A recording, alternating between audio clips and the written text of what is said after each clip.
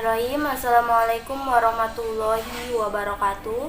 Perkenalkan, nama saya Siti Mariatul Qoimah, mahasiswi program studi PKN Universitas Pamulang, kelas 03 PPKE 002.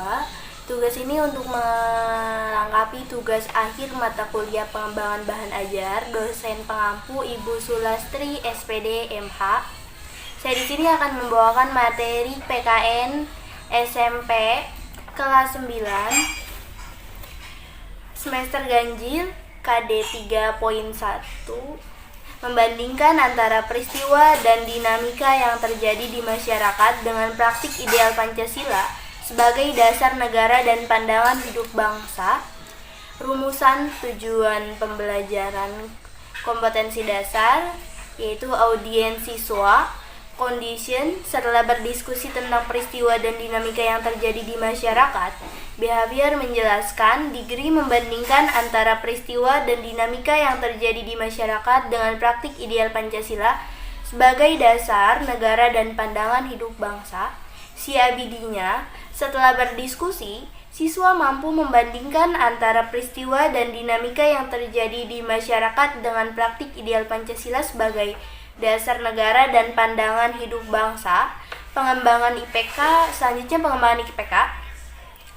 Poin 3.1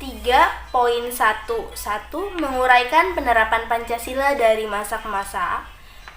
Poin 3.12 menjelaskan dinamika nilai-nilai Pancasila sesuai dengan perkembangan zaman. 3.13 menyimpulkan langkah perwujudan nilai Pancasila sebagai dasar negara dalam berbagai kehidupan. Selanjutnya, tujuan pembelajaran. 1. Siswa mampu menguraikan penerapan Pancasila dari masa ke masa. Yang kedua, siswa mampu menjelaskan dinamika nilai-nilai Pancasila sesuai dengan perkembangan zaman. 3. Siswa mampu menyimpulkan langkah-langkah perwujudan nilai-nilai Pancasila sebagai dasar negara dalam berbagai kehidupan. Selanjutnya, topik materi yang akan saya bahas dalam pertemuan kali ini adalah tentang materi perwujudan Pancasila dari masa ke masa.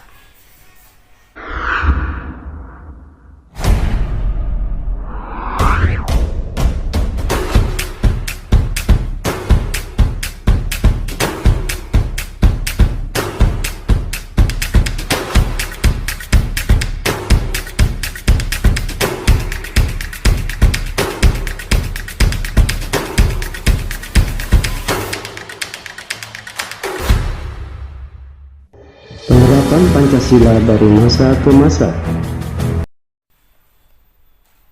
Baik, assalamualaikum adik-adik. Pada pertemuan minggu pertama ini kita akan membawakan materi tentang perwujudan Pancasila dari masa ke masa. Sebelumnya, apa kabar semuanya? Semoga pagi ini kita belajar dengan semangat dan semuanya sehat walafiat.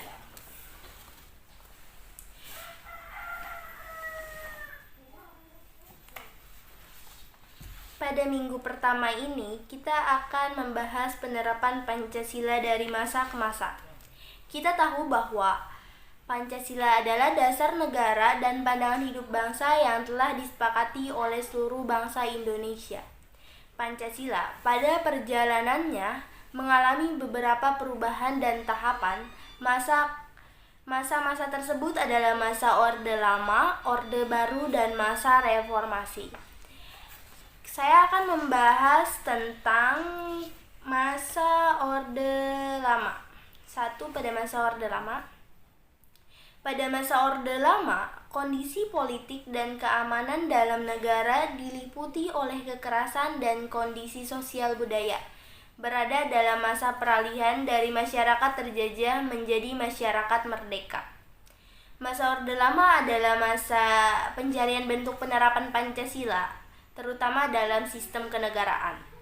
Terdapat 3 periode penerapan Pancasila yang berbeda-beda, yaitu periode 1945 sampai 1950 dan 1950 sampai 1959, dan yang terakhir pada periode 1959 sampai 1966. Itu ketiga tersebut itu masih pada masa Orde Lama. Saya akan menjelaskan satu persatu periode penerapan Pancasila Orde Lama tersebut ya adik-adik. Yang pertama pada tahun 1945 sampai 1950. Pada awal-awal kemerdekaan terdapat beberapa oknum yang sengaja ingin mengubah ideologi Pancasila sebagai dasar hidup bangsa Indonesia melalui beberapa pemberontakan. Salah satunya adalah pemberontakan Darul Islam atau Tentara Islam di Indonesia, disebut DII atau TI, yang dipimpin oleh Sekar Mazi Merizan Kartosuwiryo.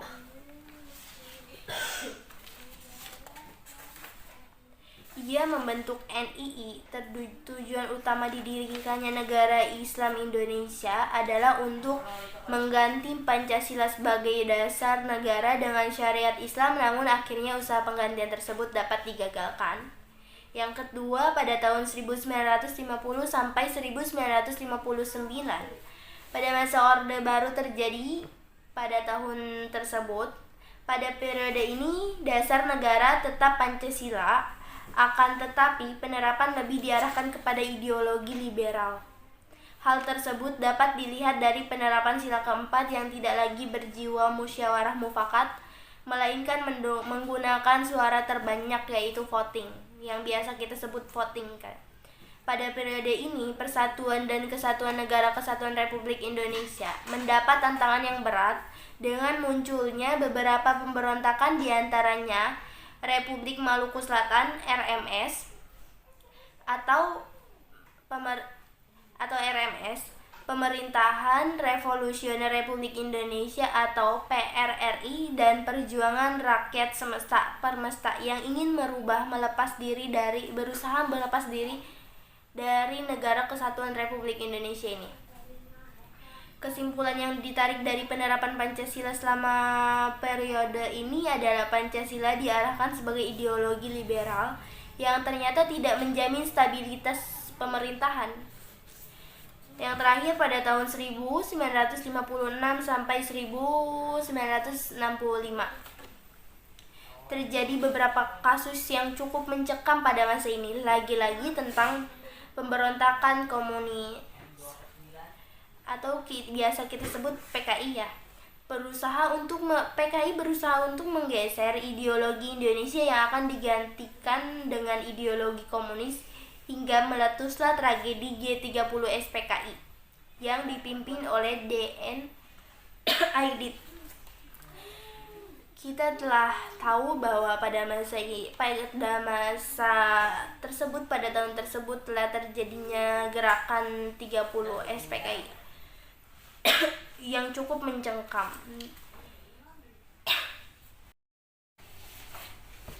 Penjelasan selanjutnya.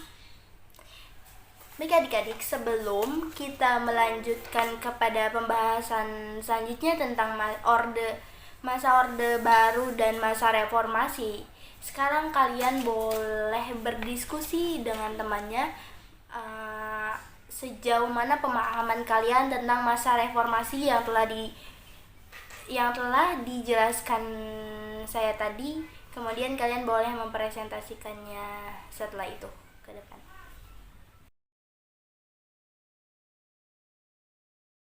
Selanjutnya saya akan menjelaskan pada masa Orde Baru. Selanjutnya kita akan lanjut dalam penerapan Pancasila pada masa Orde Baru. Masa Orde Baru dalam pemerintahan dimulai dengan masa transisi yang disingkat, yaitu pada tahun 1966 sampai 1968. Jenderal Soeharto dipimpin menjadi Presiden Indonesia Republik Indonesia di era yang kemudian dikenal sebagai Orde Baru dengan mengusung konsep demokrasi Pancasila. Soeharto dikenal sebagai tokoh utama masa Orde Baru. Prestasinya mampu membubarkan PKI dari kencah politik Indonesia yang cukup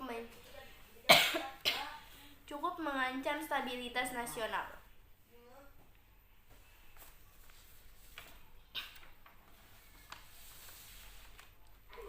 Soeharto memberikan secerca harapan kepada masyarakat akan penerapan Pancasila sesuai dengan semestinya. Contohnya seperti tadi bahwa Pak Soeharto pada masa Orde Baru tersebut merubah voting menjadi sistem demokrasi Pancasila. Voting diubah menjadi demokrasi. Hal tersebut adalah salah satu upaya penerapan Pancasila pada masa Orde Baru tersebut.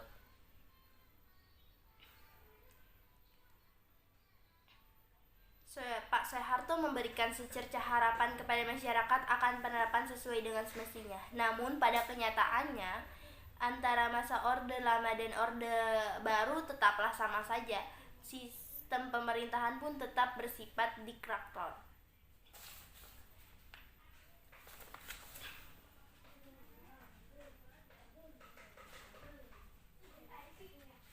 Selanjutnya 3. Penerapan Pancasila pada masa reformasi. Pada masa ini, keinginan untuk mengubah ideologi Pancasila sudah menipis. Masyarakat lebih dihadapkan dengan gaya hidup bebas mengikuti perkembangan zaman disertai dengan munculnya globalisasi. Masyarakat terutama generasi muda tidak terlalu memperdulikan penerapan Pancasila dalam kehidupannya. Hal yang cukup dikhawatirkan adalah jika muncul kehadiran ideologi lain yang berhasil disusupi oleh kemajuan teknologi saat ini dan berhasil menaruh hati kepada generasi muda. Jadi pada masa reformasi ini untuk mengubah ideologi Pancasila cukuplah sulit karena generasi muda mulai terbawa oleh ideologi baru, memang ideologi Indonesia, ideologi yang terbuka, akan tetapi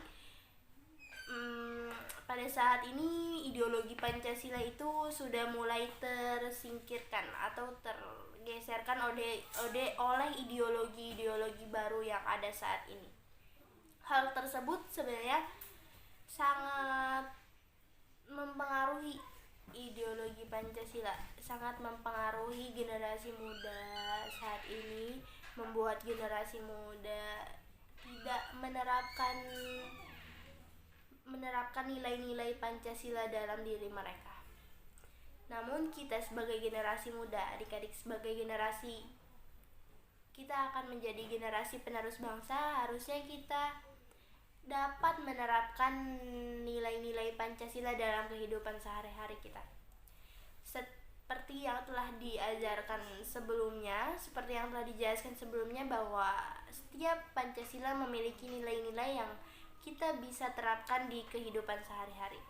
Mungkin pada pertemuan kali ini kita hanya sampai situ. Pelajaran hari ini cukup sekian. Terima kasih semuanya. Wassalamualaikum warahmatullahi wabarakatuh.